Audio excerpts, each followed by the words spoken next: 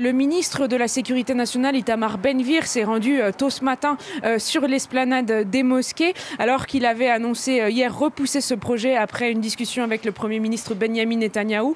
Il a donc pris les Palestiniens et les observateurs internationaux de court, et ce en dépit de menaces proférées par le Hamas hier. Itamar Ben-Gvir leur a répondu tout à l'heure sur Twitter, je cite, « Si le Hamas pense que me menacer va me dissuader, il faut qu'ils comprennent que les temps ont changé ».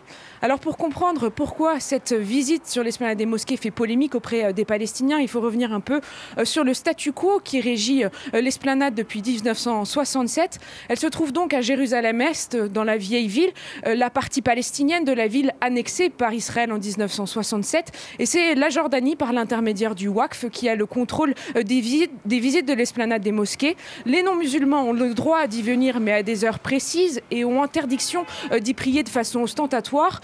Mais depuis plusieurs années, de nombreux juifs, souvent nationalistes, s'y rendent et prient de façon plus ou moins discrète. Leur chef de file, c'est donc Itamar Ben-Gvir. Il s'est rendu de nombreuses reprises sur l'esplanade des mosquées, qu'il appelle, lui, le mont du Temple selon la tradition juive. Mais c'est donc la première fois qu'il s'y rend en tant que ministre de la Sécurité nationale. Et ça, bien sûr, c'est une crainte pour les Palestiniens, puisqu'on se souvient qu'en 2000, c'était la visite d'Ariel Sharon, alors leader de l'opposition, qui avait déclenché la seconde intifada.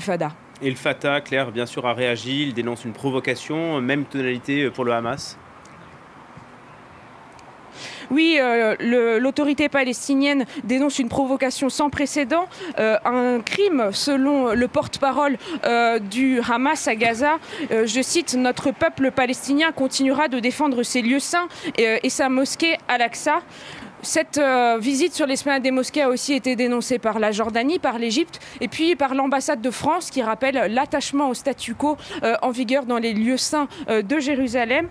Tout à l'heure, le Premier ministre Benyamin Netanyahou a annoncé repousser sa visite prévue aux Émirats arabes unis à cause de cette visite de Ben-Gvir ce matin sur l'esplanade des mosquées. Et cela illustre bien le nouvel équilibre des pouvoirs dans cette coalition de droite et d'extrême droite entre le Likoud, le parti traditionnel de droite, et puis les personnalités bien connues de l'extrême droite.